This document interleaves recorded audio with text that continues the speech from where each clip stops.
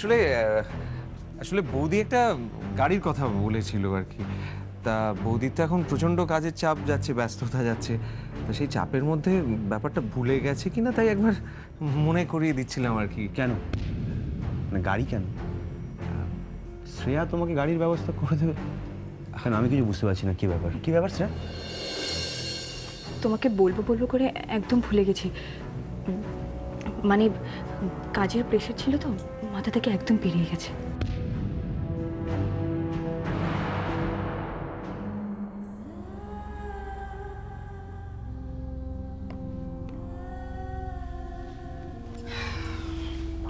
তাহলে শেষ পর্যন্ত রুদ্রনাথ মিত্র ক্লাবে আসার সময় পেলেন? না, তা পেলাম, কিন্তু কোনো দরকার ছিল এই নাটকটা করার? কোন নাটকটা? এই যে দুম করে অফিসে চলে আসা। শ্রেয়া রূপম বাড়িতে গিয়ে কি সমস্যা করবে জানেন? অফিসে যে একটা সমস্যা তৈরি করে ফেলেন আপনি। যেই সাপের লেজে পা পড়লো অমনি সাপ ফোঁস করে উঠল। আসলে কি জানেন, আপনার ব্যবহারই আমাকে বাধ্য করেছে আপনার অফিসে যেতে। আমার ব্যবহারে মানে? মানে এই যে শুভ্রবাবু আপনার অফিসে জয়েন করলেন, সেটা আপনি আমাকে বলার প্রয়োজন মনে করেননি। তারপরে শ্রেয়াকে অফিস থেকে বের করে দেওয়ার ব্যাপারটা তো আপনার মাথা থেকে বেরিয়ে গেছে। কেন? আমার তো মনে হচ্ছিল যে আপনি ভুলে যাওয়ার চেষ্টা করছেন আমাদের মধ্যে একটা চুক্তি হয়েছিল। আমি আপনার অফিসে গিয়েছিলাম সেই চুক্তির কথাটা মনে করিয়ে দিতে। কি মনে পড়ছে? আর তাছাড়াও আপনার অ্যাটিটিউডে আমার কখনো কখনো মনে হয়েছে যে আপনি একাই পুরো দাওটা মারতে চাইছেন, তাই আমার উপস্থিতিটা আপনাকে জানানো খুব দরকার ছিল। আপনিও তো মসলিনের ফাইলটা চুরি করবার চেষ্টা করেছিলেন, কি করেননি? সেটাও তো সবটা একাই মেরে দেওয়ার জন্য। আপনি আমার কাছে সত্য গোপন করেননি। আপনি আমার কাছে যেরকম ব্যবহার করবেন আপনি ঠিক সেই রকম ব্যবহার করবেন। It's okay. দেখুন, নিজেদের মধ্যে লড়াই করে কি লাভ? আপনি আপনার মতো কাজ করবেন, আমি আমার মতো কাজ করব। কাজটা ঠিক হওয়াটাই দরকার, তাই না? দেখুন, একটা কথা পরিষ্কার আপনাকে বলছি, শ্রেয়াদের বিরুদ্ধে লড়াই করতে হলে কিন্তু আমাদের হাত মিলিয়ে লড়াইটা করতে হবে। সেটাই তো, আমিও তো সেটাই বলছি। দেখুন, প্রথমে কিন্তু শুভ্রবাবুকে আগে একেবারে শেষ করব, ওই অফিস থেকে বের করব। কি তাই তো? একদম ঠিক। আমি তো এই প্ল্যানটাই মনে মনে ছুপে রেখেছি। মোক্ষম সময়ে ওকে। রুদ্রনাথ মিত্র, তুমিও জানো না মোক্ষম সময় তোমার আমি কি হাল করি। এখন শুধু তোমার হ্যাঁতে হ্যাঁ মিলিয়ে যাব, আর তারপর সুযোগ মতো তোমাকেও মারবো আমি হাসি মুখে। আর তার প্রধান অস্ত্র হবে তোমারই জামাই নীল। এবার দেখো আমি তোমার কি হাল করি। কিন্তু রূপম, এরপর তো বাবা নতুন প্রোডাকশন ইউনিট খুলবে, তখন কাজ আরও বাড়বে। সেক্ষেত্রে যদি আমরা নীলকে একটা পার্সোনাল গাড়ি প্রোভাইড করতে পারি, তাহলে তো ওর কাজগুলো স্মুথলি হয়ে যাবে। তাছাড়া ও ফিল্ড ভিজিটও করতে পারবে। না না না, এটা কোনো লজিক নয়। দেখো, আমাদের কোম্পানিতে অনেকে যায় ফিল্ড ভিজিট করতে, তারা তো কেউ গাড়ি ক্লেম করেনি। আর নীলের একটা বাইক আছে, অন্যদের তাও নেই। এখন ও আমাদের শুধুমাত্র আত্মীয় বলে ওকে যদি ব্যাপারটা পাইয়ে দেওয়া হয়, তাহলে এটা নিয়ে অনেক কথা উঠবে। মানে সামনে হয়তো কেউ কিছু বলবে না, কিন্তু পিঠ পিছে অনেকে অনেক কথা বলবে। কিন্তু তোমাকে তো এটাও ভাবতে হবে যে ওর এখন অসুবিধা হচ্ছে, আর প্রোডাকশন ইউনিট খুললে সমস্যা তো আরও বাড়বে। না, তুমি বরং ব্যাপারটাকে একটু অন্যভাবে ভাবো। দেখো, এখন যদি নীলকে একটা গাড়ি প্রোভাইড করা হয়, তাহলে এটা নিয়ে কিন্তু কোম্পানির স্টাফেদের মধ্যে একটা সমস্যা হবে। কারণ কোম্পানি চালাতে গেলে তো একটা স্ট্র্যাটেজি মেনটেন করতে হয়, আর সেটা স্টাফদের স্বার্থেই মেনটেন করতে হয়। আর তাছাড়া কোম্পানির এমন অবস্থা নয় যে প্রত্যেককে গাড়ি প্রোভাইড করা সম্ভব। এত ব্যস্ততার কিছু নেই, যখন সময় হবে ঠিকই গাড়ি পেয়ে যাবে।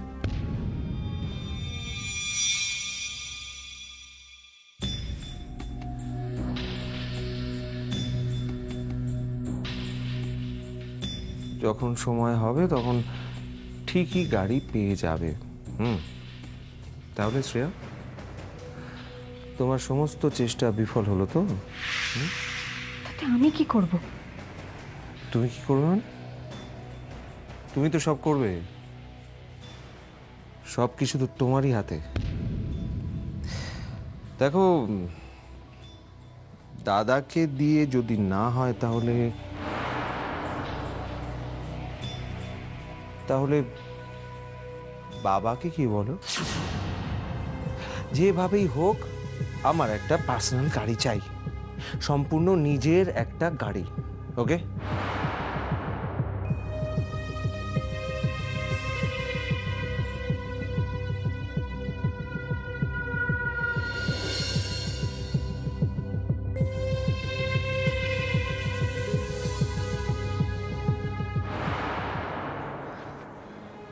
রূপম, রূপম দেখো, এক মিনিট চুপ কর। দেখো, নীল না এমন কিছু এক্সট্রা করেনি যে ওকে একটা গাড়ি প্রোভাইড করতে হবে। কারণ নীলের থেকে এক্সপিরিয়েন্স লোক কোম্পানিতে অনেকে আছে, যদি গাড়ি পেতে হয় তাহলে ফার্স্ট প্রেফারেন্স তাদের হওয়া উচিত। গাড়ি তুমি দিতে চাও দাও, কিন্তু সবাইকে দাও। রূপম, রূপম তুমি রাগ করেছো না? I am really sorry. মানে আচ্ছা, একটা কথা তুমি নিরপেক্ষ হয়ে ভেবে দেখো, ভেবে দেখো, এটা কি অন্যায় নয়?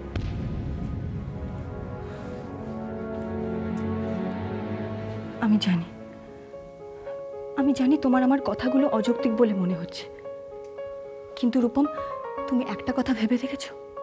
নীল তো শুধুমাত্র এই কোম্পানির স্টাফ নয়, ও তো রূপসার হাজবেন্ড। আজ নয় রূপসা কিছু বলছে না, কিন্তু একদিন না একদিন তো বলতেই পারে, বলো, যে দাদা, বৌদি, বাবা সবাই গাড়ি করে অফিস যাচ্ছে, আর নীল বাইকে করে অফিস যাচ্ছে। একটা পরিবারে, একই পরিবারে থেকে এরকম বৈষম্য তো কোনো মেয়ে টলারেট করবে না রূপম, আমিও করব না। ওর আমাদের সম্পর্কে, আমাদের কোম্পানির সম্পর্কে কিরকম ধারণা হতে পারে বুঝতে পারছো? রূপম দেখো, প্লিজ আমার দিকে তাকাও। রূপসা আমাদের সবার থেকে ছোট, ওর কথা ভেবে না হয় একবার দেখো না প্লিজ। না, এক্সট্রা গাড়ি প্রোভাইড করা কোনোভাবেই সম্ভব নয়। তবে একটা কাজ করা যেতে পারে, গ্যারেজে একটা গাড়ি আছে, ওটা না বাবা আগে ইউজ করতো, ওটা কমলকে দিয়ে চাবিটা আনিয়ে নাও, ওটা দিয়ে দাও ওদেরকে।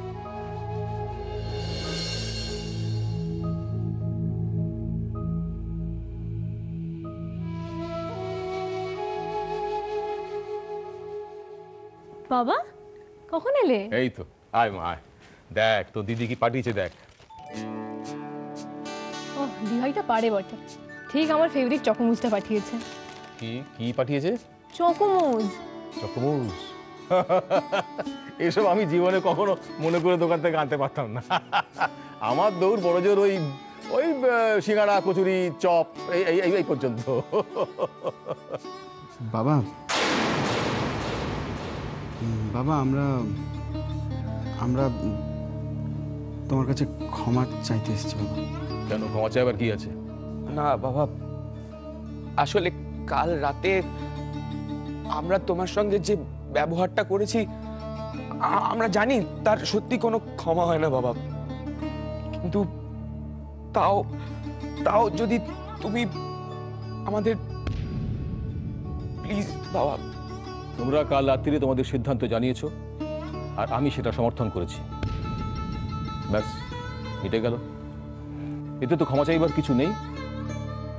তোমরা এখন বড় হয়েছে, তোমাদের বিচার বুদ্ধি তৈরি হয়েছে, কোনটা ভালো কোনটা মন্দ তোমরা বিচার করতে শিখেছো। এখন তো তোমাদের আর বাবা মার গাইডেন্সের দরকার নেই। আমি বুঝতে পারি তোমাদের এই ভাড়া বাড়িতে থাকতে কষ্ট হচ্ছে, আর আমি কাউকে জোর করে এখানে আটকে রাখতে চাই না। তোমরা স্বচ্ছন্দে এখান থেকে চলে যেতে পারো। বাবা প্লিজ আমাদের ক্ষমা করে দাও বাবা। রমিত, এখন বাড়ির যা পরিবেশ, তোমাদের আলাদা থাকাই শ্রেয়। তাহলে অন্তত পারস্পরিক সম্মানটা বজায় থাকবে।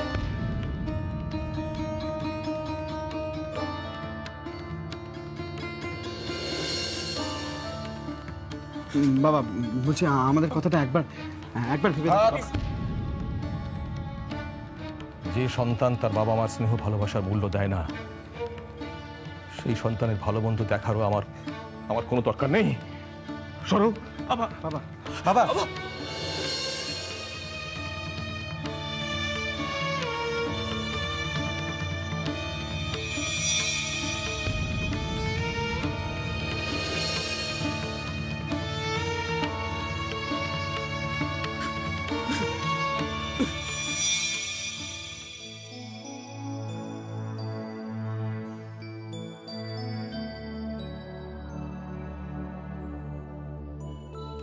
বৌদি এ নাও।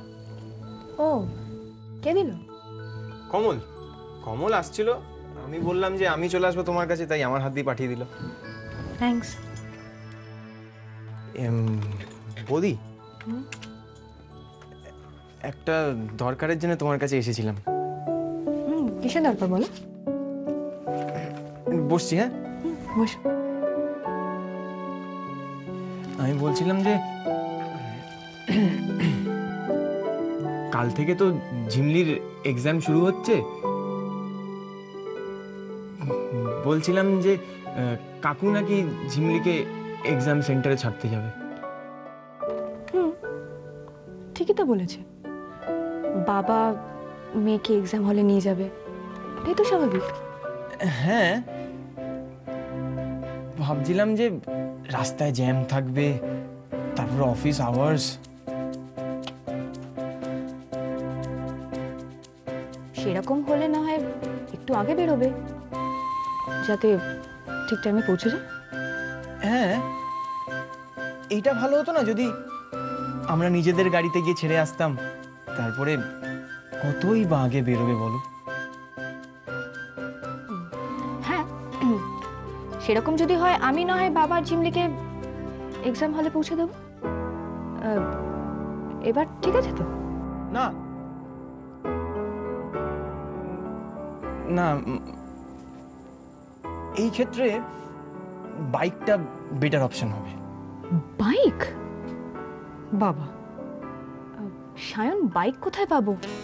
বাইকে করে কেই বা ওকে ছাড়বে? আমি আছি তো, আমি গিয়ে দিয়ে আসবো। কিন্তু যদি তুমি কাকুকে বোঝাও তাহলেই। আচ্ছা, সেটা সেটা ভেবে দেখা যাবে। আমি কিন্তু ঝিমলির ভালোর জন্যই বলছিলাম, অন্য কোনো ব্যাপার না। কিন্তু দেখো সায়ন, আমার যা ভাবার আমি তাই ভাববো, তুমি এসব নিয়ে চিন্তা করো না। তুমি বরং এখন এসো।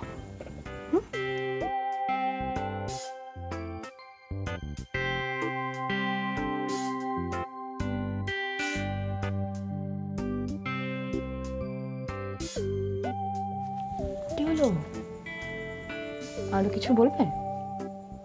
হ্যাঁ, বলো।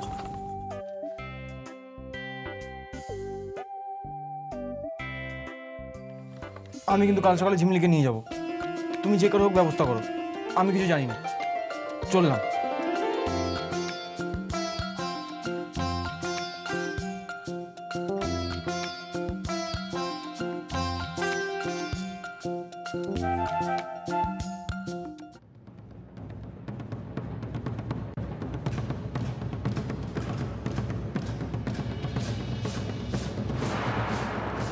ঝিমলি, অনেক অপমান করেছ, এবার আর মাথা তুলে দাঁড়াতে পারবে না, এমন ব্যবস্থা করছি। আর এই ব্যবস্থাটা শুধু তোমার নয়, তোমাদের দুই বোনের, তোমাদের পরিবারকে।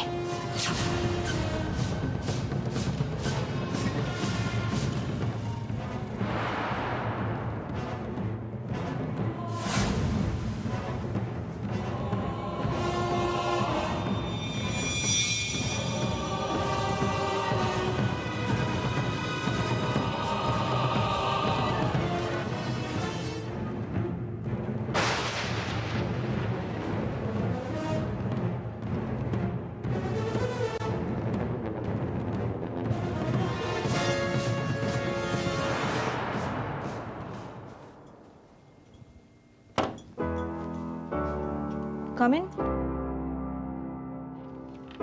বসবো ম্যাডাম? রূপম প্লিজ এসো।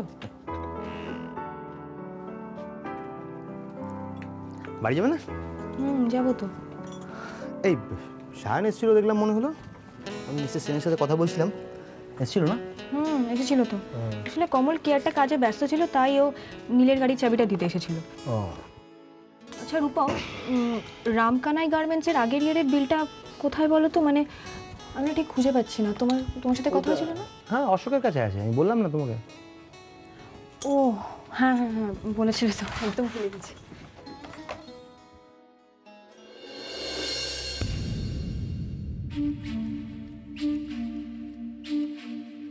কথা বলবো শ্রেয়া? বলো না। আচ্ছা, তোমার কাজ তোমাকে আমার থেকে দূরে সরিয়ে দেবে না তো? রূপম? না না, আমার না কত ভয় করে জানো, এত বিজি হয়ে পড়েছো। Rupam, I am really very sorry. বিশ্বাস করো, হঠাৎ করে আজকে এরকম কাজ পড়ে যাবে আমি না সত্যি বুঝতে পারিনি। I am really sorry. একটা কাজ করবে? দেখো, আমি বুঝতে পারছি যে তুমি এখানে বসে বসে বোর হচ্ছ, আমি তোমার সঙ্গে ঠিক করে কথাও বলতে পারছি না। তুমি বরং বাড়ি চলে যাও, বাড়ি গিয়ে রেস্ট নাও। আমি জাস্ট একটা ইম্পর্টেন্ট ফাইল দেখিয়ে আসছি। আর বাড়ি ফিরে গিয়ে আমরা দুজনে একসঙ্গে গল্প করতে করতে খাবো। রূপম, তুমি কিছু মনে করনি তো? তুমি না বড্ড ফর্মাল হয়ে যাচ্ছ। আরে এটাই বেটার হবে। ঠিক আছে, চলি।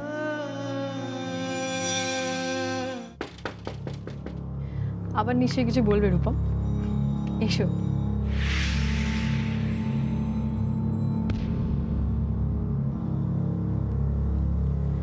ও তুমি, তোমার গাড়ির চাবি আনা আছে, এসো। আমি জানি বৌদি।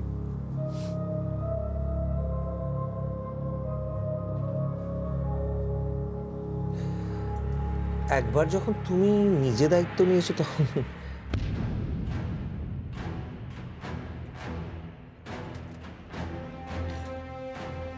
থ্যাঙ্কস।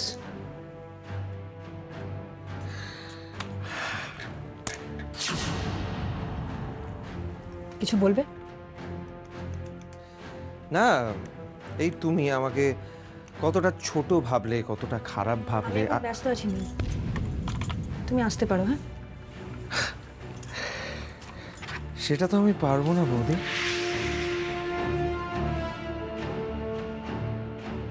আসলে ছোটবেলা থেকে বাবা মা আমাকে শিক্ষা দিয়েছেন, কেউ উপকার করলে সেই উপকার কখনো ভুলতে নেই।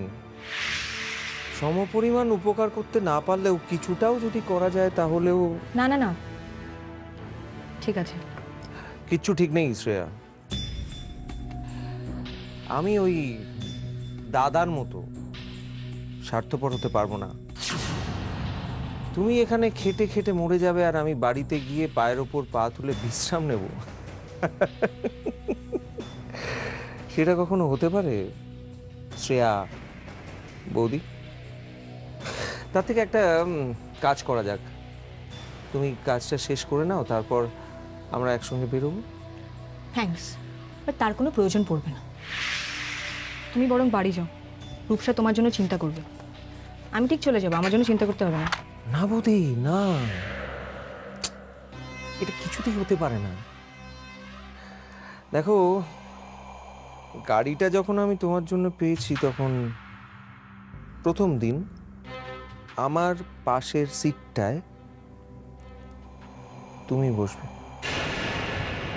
চলো না শ্রেয়াবতী, প্লিজ আমরা একটা লং ড্রাইভে যাই।